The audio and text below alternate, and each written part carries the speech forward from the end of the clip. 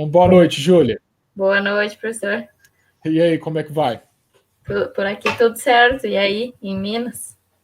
Aqui tá bacana. Aqui tá meio muito trabalho. Esse ano foi estressante, para dizer o mínimo. Esse ano eu acabei de perder o meu cabelo nesse ano. Eu acabei de perder o cabelo. Perdeu o resto que tinha. Perdi. Agora acabou. Assim que é bom. É, uma coisa menos, né? Daqui a pouco eu raspo, não tem mais pentear, acabou. Uma preocupação menos. Quero perder o cabelo assim também, de tanto trabalho em breve. Ah, mas não. Eu acho que não tem necessidade, não. Ô, Júlia. Diga. Conta pra gente aonde que você tá, qual que é a sua cidade? Eu tô em Porto Alegre, que é na capital do Rio Grande do Sul. Olha, eu tenho, assim, muita vontade de conhecer o Sul, tá? Minha esposa conhece e ela elogia muito o Sul, fala que é muito legal, principalmente a culinária. Do Sul mesmo, eu conheço o Paraná, que é Cascavel, e conheço Florianópolis, né? Aí é Santa Catarina. Agora, o Rio Grande do Sul eu ainda não tive a oportunidade de passar aí. Tem que vir aqui ver neve em Gramado alguma hora dessas. Gramado é famosíssimo, né? Muito famoso. Pois é. Já menciono por causa disso. Legal. Júlia, e a respeito, assim, o pessoal está no canal de engenharia, eles estão querendo saber a respeito de jornada de engenharia. Você pode contar para a gente como é que foi a sua? O que seria a jornada de engenharia num contexto geral? A sua. Como é que você começou a sua carreira? Pode falar o que você quiser, de forma aberta. De forma aberta. Eu me formei em 2018, ali em fevereiro, no início do ano. E aí, de 2018 até 2020, agora, eu tive muita dificuldade para entrar no mercado de trabalho da engenharia civil. Acho que é um problema que muitas pessoas recém-formadas e com pouca experiência enfrentam também, né? Uhum. E nesse meio tempo, eu procurei alguns cursos, né? Iniciei a pós em estruturas também. E dentre os cursos que eu procurei, eu me inscrevi no primeiro laudo, que era o seu curso, e onde eu conheci também a proposta da mentoria, do projeto Dobrou Nada, acabei entrando também, porque achei interessante, e ali mudou muito o ponto de vista em relação a empreender na engenharia, enfim, trabalhar por conta e não depender de alguém julgar a minha experiência ou não, né? Uhum. No que eu comecei ali a procurar clientes, fazer laudos. Eu, em seguida, esse ano ainda recebi uma proposta para trabalhar numa construtora aqui em Porto Alegre. E aí eu acabei mudando um pouco o foco para momentaneamente, porque, enfim, é um ramo um pouco diferente, né? Parte de incorporação. Sim. Ótimo. Muito interessante. A gente até conversou um pouquinho antes de começar a gravar, e você tinha me explicado que no início você começou a pegar, né, os laudos e depois você conseguiu esse emprego. Isso. E hoje você está conciliando as duas atividades. Não que você esteja pegando um grande volume de laudos, ainda trabalhando, né, com carteira assinada, mas você está com trabalho carteira assinada e ainda pega por fora alguns serviços. O que é excelente, é excelente. Eu acredito que a pessoa que faz isso se sente ainda mais engenheiro, não é? Porque eu tô falando muito, mas eu vou ser breve. O que acontece? Quando a gente está trabalhando de carteira assinada, você está obedecendo alguém e fazendo aquilo que a pessoa está mandando você fazer, né? Agora, quando você presta um serviço no mercado, você está resolvendo um problema do seu cliente e utilizando seu conhecimento de engenharia para resolver do início ao fim o problema do seu cliente. E é isso que traz confiança e traz como é que se chama aquele senso de orgulho, né, pela profissão. É o desafio, né? Uhum. É desafiador. É desafiador. Pois é. Claro que não tem como dar 100% por conta do tempo, da correria, mas dá para conciliar, sim, com certeza. E é muito bom, né? Sim. E, Júlia, como é que foi o seu primeiro? Na hora que você fez o curso, né? Você fez o curso, seu primeiro laudo, depois acabou ingressando na turma privada. e no projeto de ensino, né? E depois disso, você teve a experiência de fechar o seu primeiro laudo de verdade, né? Como é que foi? Foi assustador. Assustador. Porque na ocasião ainda não estava com o meu primo, eu fui sozinha, então a insegurança de como é que eu resolvo, como é que eu cobro, enfim, eu até pedi ajuda ali no grupo, que foi muito bom também, né? Mas, assim, aquela sensação de medo sempre dá, né? Acho que acompanha o tempo todo, porque cada caso é um caso, tu nunca sabe o que te espera, mas depois a sensação é de realização, né? É tipo, consegui, deu tudo certo, nem era tão horrível assim. Claro, foi qual o serviço? Foi qual o serviço? Foi um laudo de patologia, porque existia uma infiltração muito grande em um apartamento que estava fechado e ele pertencia à União. Então o pessoal tinha que entrar com um processo judicial alegando que as patologias já estavam em processo avançado e que precisariam, além de cobrar posteriormente do responsável pelo apartamento, que estava sem manutenção há anos e não tinha como acessarem, que eles precisavam ter acesso a essa unidade. Entendi. Você chegou a me comentar o caso na época, não comentou Isso, comigo? Eu comentei contigo ali no grupo também, eu pedi uma ajuda, que eu estava meio perdida. E deu tudo certo. Deu tudo, até por enquanto deu, né? Que é um processo lento. Mas assim... Com o laudo deu. Agora a questão judicial ainda está correndo. A gente faz o possível dentro da engenharia, né? A gente faz o possível dentro da engenharia e depois os advogados e juízes têm que se resolver. É o que dá para a gente fazer. Agora, como é que o pessoal chegou até você? Na verdade, fui eu que cheguei, né? Eu me cadastrei naquele aplicativo do GetNinjas. E aí Olha! o pessoal... naquele aplicativo é muito bom. Consegui vários contatos ali. Eu até não levava fé no início, mas achei bem bom. Eu vou falar a verdade aqui. Você é a primeira pessoa que eu encontro que conseguiu ter sucesso dentro dessa ferramenta. Capaz, porque eu achei bom. Eu vi não falarem tão bem daquele Habitíssimo, acho que é, né? Que é mais ou menos o mesmo. Que é mais ou menos Mas aí eu não quis. Aí eu fui para esse do GetNinjas. Primeiro eu olhei antes de comprar as moedinhas ali, né?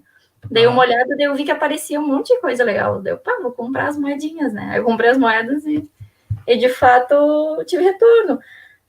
Até para projeto, assim, cheguei a orçar, não cheguei a fechar projeto arquitetônico, mas orcei alguns. Tipo, o pessoal procura bastante. Que interessante, que interessante. Isso é muito bom descobrir isso, porque aí eu posso também recomendar. Eu vou te falar como é que foi. Você tem o Habitíssimo e o GetNinja, os dois são muito similares, né? Muito similares. Eu utilizava o Habitíssimo alguns anos atrás e eu já cheguei a comprar R$800 em contatos dentro do Habitíssimo e não fechar nada. Gastei R$800, não fechei nenhum serviço.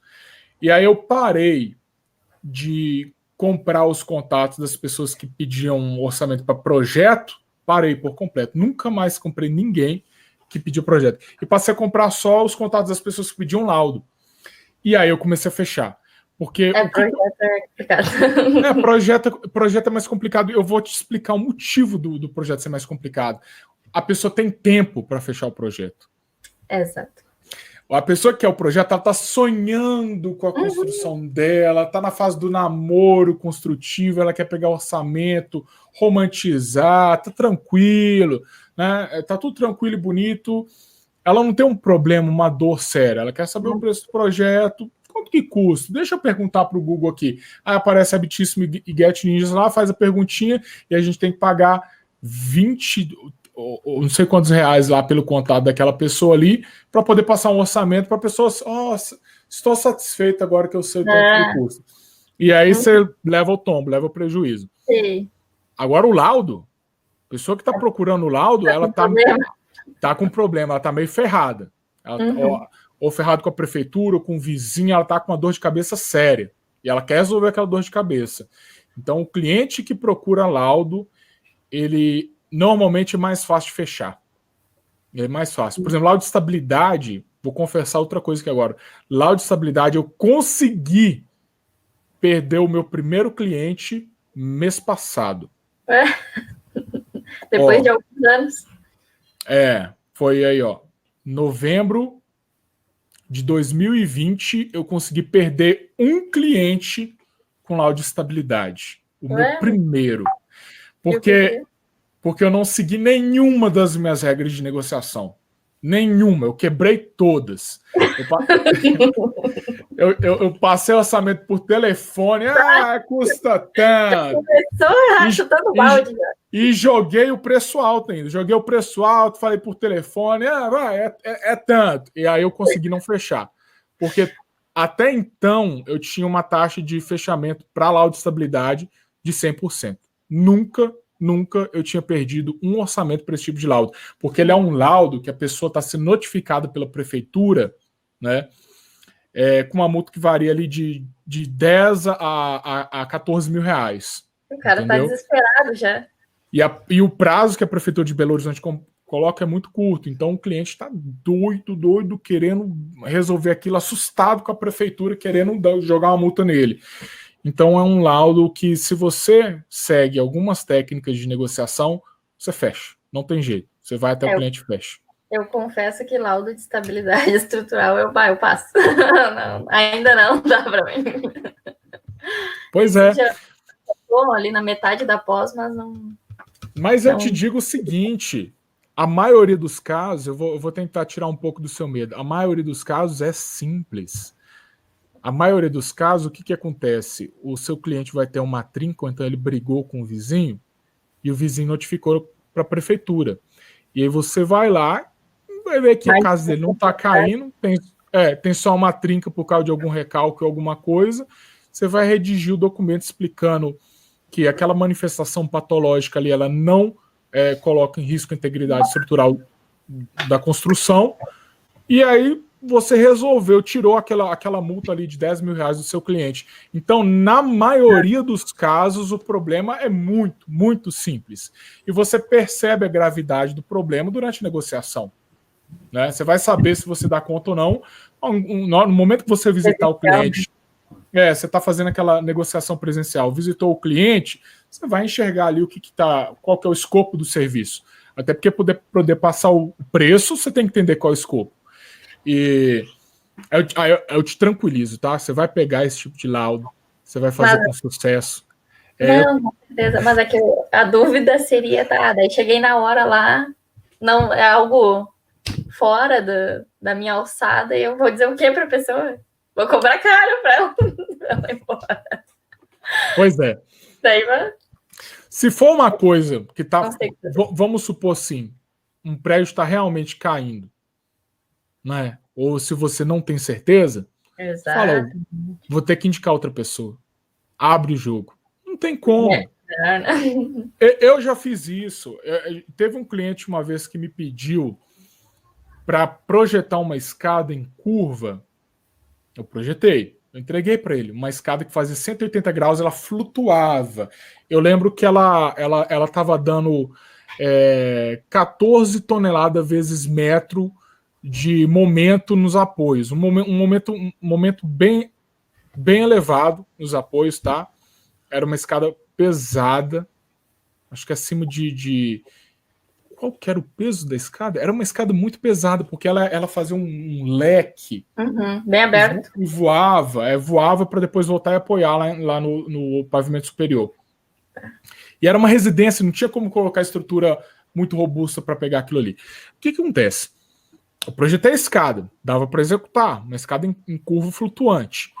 Aí ele falou, não, eu quero plissada, eu quero que ela venha assim, sobe, começa a fazer curva, começa a subir, começa a fazer curva. Plissada é aquela que... Quem está assistindo aí procura, escada plissada, você vai entender. E eu não conseguia jogar uma armadura negativa para suportar ali o momento que a escada está gerando nos apoios. Eu virei para o cliente e falei, não faço. Não dá. Não dá. Não, porque eu tinha a opção de vou desenhar aqui as armaduras, vou simular, por exemplo, no software, entortar as armaduras em leque, vou entregar para o cara. Não fiz, eu não tive coragem. Não. E eu expliquei para ele, você pode estar aberto a procurar outro profissional que se habilite a calcular isso aqui, desenvolver esse trabalho, porque eu não vou fazer, eu não consigo. Para mim, até onde eu estou enxergando, a solução estrutural aqui ela é de fundo liso, né? E aí ele recorreu a outras pessoas que colocaram aquilo ali em pé, não sei como, não sei se foi no peito, tipo assim. Literalmente. Isso aí eu já fiz muitas, deixa eu fazer, e não tem muito aquela questão de modelo de cálculo, não tem verificação de norma, é mais empiricamente. Não sei se a solução foi empírica ou se teve fundamento em cálculo, sabe? Mas já teve casos.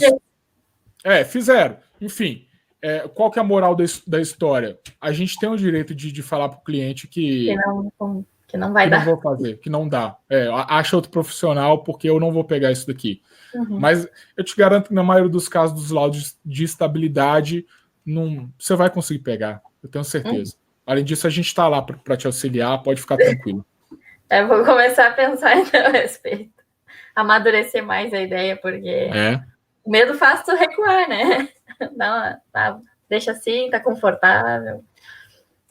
Pois é, uma coisa que eu estava conversando com o Wesley, que ele explicou, né? Isso tem. Muitas pessoas sofrem com isso, o medo de começar. E aí eu tinha conversado com o Wesley o seguinte: ele até falou, Giovanni, mas eu tô com receio, eu não sei se eu vou conseguir e tal, tem medo de atender o cara. Eu falei, Wesley, faz o seguinte, vai com medo mesmo. Aí ele escutou aquilo, deu essa frase impactou ele. Ele falou, eu vou com medo. É normal, então, eu vou com medo. Vai. Era o que ele precisava ouvir. O que ele precisava escutar, ele escutou isso, foi em frente, resolveu o primeiro cliente, a partir do primeiro veio o segundo, terceiro, quarto, e hoje em dia ele está atendendo bem, ele meio que se especificou, aliás, se especializou no nicho de laudo de reformas, que são os planos de reforma, né? E está pegando isso aí, ele está ganhando dinheiro com laudo de reforma e agora tem confiança no que ele está fazendo, sabe? O Wesley não é o menino aquele de um laudo deu R$5.000 até, se não me engano. Que ele fez o primeiro laudo, acho que até postou no grupo, que ficou super bom. Acho que eu sei quem ele é. Não tenho certeza. Eu também não tenho certeza, tá? Não vou falar, ele! Não tenho certeza, porque são muitos laudos, né? A galera sempre está postando serviço fechado, etc. Mas enfim, eu vou te falar o seguinte: eu fico muito satisfeito de saber que você tá com carteira assinada, tá gostando do seu trabalho, né? Pelo que você falou. E outra coisa, eu sinto que, né, conversando com você, eu sinto que você tem a segurança de que, vamos supor que algum dia você sai desse emprego. Você tem uma habilidade aí de ganhar dinheiro no mercado que não está dependendo de carteira assinada, né? Esse sempre é o plano, né? Porque hoje a situação é uma, amanhã a gente não sabe. Então tem que ter algo já encaminhado para ter uma alternativa, né? Isso desde que eu comecei a ver a dificuldade que era o mercado de trabalho, já comecei a pensar, independente do que acontecer, tem que fazer algo por conta, porque não dá para depender de um terceiro, né? Perfeito. Muito bem colocado. O mercado, ele oscila. E na hora que ele vai para baixo, todo mundo cai. Demite, igual o pessoal fala, demite geral, né? Exatamente. E se você não tem nenhuma habilidade de ganhar dinheiro fora, né, do mercado de carteira assinada, aí você vai ficar desempregado, não tem jeito. Aí tempos difíceis virão. Vão, sempre vem. A construção civil oscila, mas, né? Por isso que eu sempre recomendo, as pessoas têm que ter uma habilidade. Não é laudo, só não quer fazer laudo, aprende projeto. Não quer projeto, poxa, vê como é que faz então um planejamento e orçamento de obra. Eu acredito firmemente que a pessoa tem que ter um plano B. Qual que é o plano B da pessoa quando o mercado estiver em baixa? Né? Tem que se virar sozinho. E eu acho que o laudo ele é uma boa. Os laudos são uma boa área, né? Porque as pessoas continuam processando, as pessoas continuam com problemas e as construções continuam envelhecendo, mesmo quando o mercado está embaixo. O mercado ele para de construir, mas as construções continuam com problemas, né? Exatamente. E outra coisa também que para fazer um laudo não exige grandes investimentos. Por exemplo, a pessoa que quer um projeto, ela já olha mais se tu tem um escritório conceituado, se tu tem um portfólio. A pessoa que quer um laudo, ela só quer resolver um problema. Então, tende a ser vantajoso nesse aspecto também, eu acho. Você falou uma coisa, você falou uma coisa aí realmente bem importante, porque no meu início de carreira, fechar projetos estruturais foi muito mais difícil do que fechar laudos. Não, sim. E todo mundo me pedia portfólio. Né? Todo mundo chegava e manda seu portfólio aí para eu analisar. Uhum. Eu vou te falar agora uma coisa. Agora eu vou te falar uma coisa maluca. Esse ano, 0 clientes me pediram apresentação de portfólio. Agora que tem o portfólio, ninguém pede. 0. Tem que oferecer agora o portfólio. Toma que olha. Agora 0. E esse ano o pessoal me afogou com projetos. E laudos também. Eu fui afogado com demanda aqui. Eu fiquei surpreso, porque a lógica seria: estamos em pandemia, o mercado vai cair. Pior que acho que não, né? A construção civil, o mercado imobiliário aqui, pelo menos, bombou. Pois é, por que isso aconteceu? Você tem alguma teoria? Não tenho! Não sei como explicar. Me ajuda aí, Giovanni. Olha, eu já conversei com muitas pessoas a respeito do que aconteceu na construção civil esse ano. Várias teorias, mas eu não tenho certeza de nada, tá? Não tenho. A teoria mais plausível é a da taxa de juros que caiu, né? Pode ser. Exato. É o que parece que faz mais sentido da economia ter reagido. Mas, Júlia, bacana. Você tem alguma mensagem a passar para a galera aí que está inscrita nesse curso, seu primeiro laudo? Para a galera que tem interesse, no geral, assim como nessa área de perícias, né? Você tem alguma coisa para falar? Olha, para falar, eu teria mais ou menos... Antes de conhecer ali o primeiro laudo, eu não tinha norte nenhum sobre essa área, porque a gente não vê isso na faculdade. 0. Então, é algo que pode te trazer um retorno de maneira breve e simples, sem grandes investimentos. O curso do laudo te dá um norte muito bom, não sobre detalhes de como resolver todos os casos, porque isso nem impossível mas como proceder de maneira geral, como redigir um laudo, o escopo dele, a organização, porque isso a gente também não sabe. E aí, vou fazer um laudo, como é que eu vou escrever, como é que eu vou organizar? E dá um pouco mais de segurança, consequentemente, né? Que acho que é o maior problema de todo mundo, é o medo. Então, além disso, tem que ter o mínimo ali, as ferramentas iniciais que o pessoal vai ter no curso e se jogar, né? Não tem outro jeito. Perfeito. Ótimo. Júlia, muito obrigado aí pela participação, viu? Capaz, professora. Eu que agradeço o convite e a conversa. Bacana. Depois a gente conversa mais, viu? Tá certo, então, professor. Até mais. Boa noite. Até mais. Boa noite.